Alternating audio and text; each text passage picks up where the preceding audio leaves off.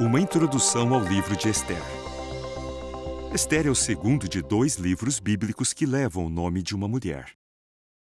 Ester, uma jovem judia, é uma personagem de destaque nesse relato, que provavelmente foi escrito por Mordecai, um primo mais velho dela. Quando Ester ficou órfã, ela foi criada por Mordecai. Ester e Mordecai passaram a fazer parte da corte do rei Assuero. A corte real ficava em Suzã.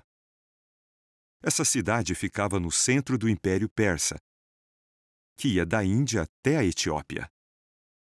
O livro de Ester relata eventos que iniciaram em 493 antes da Era Comum. Ele foi escrito por volta de 475, antes de se escrever os livros de Esdras e Neemias. Nos dias de Ester, um pequeno grupo de judeus já tinha voltado para Jerusalém para reconstruir o templo, mas muitos judeus ainda viviam no Império Persa. O livro de Ester tem 10 capítulos. Os capítulos 1 e 2 falam sobre a procura que o rei persa fez em todo o império por uma nova rainha. Por fim, Ester foi escolhida. Os capítulos 3 a 7 falam sobre como Amã, um inimigo do povo de Deus, se tornou o primeiro-ministro e planejou destruir os judeus. Amã usou o anel de selar do rei para validar uma lei que ordenava que todos os judeus fossem mortos, incluindo Mordecai. Se desse certo, esse plano poderia acabar com as futuras famílias que levariam até o Messias. Assim que descobriu o plano de Amã, Ester decidiu seguir o conselho de Mordecai e foi falar com o rei Assuero. Você sabia? Uma pessoa podia ser morta se fosse falar com o rei sem ter sido chamada. Sua vida só seria poupada se o rei lhe estendesse o cetro de ouro.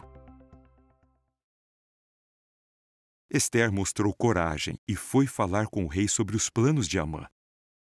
O rei ficou tão furioso quando ficou sabendo disso que mandou executar Amã.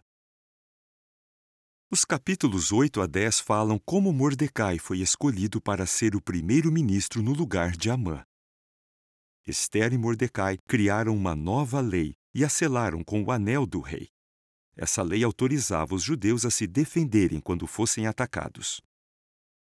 A nova lei foi enviada a todo o império. Jeová deu uma grande vitória aos judeus, protegendo as futuras famílias que levariam ao Messias. Ao ler esse livro, veja como Mordecai e Ester souberam usar as leis persas para proteger os judeus.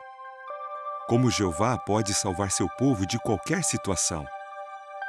E como a jovem Ester foi corajosa e arriscou a vida para proteger o povo de Deus e as futuras famílias que levariam ao Messias.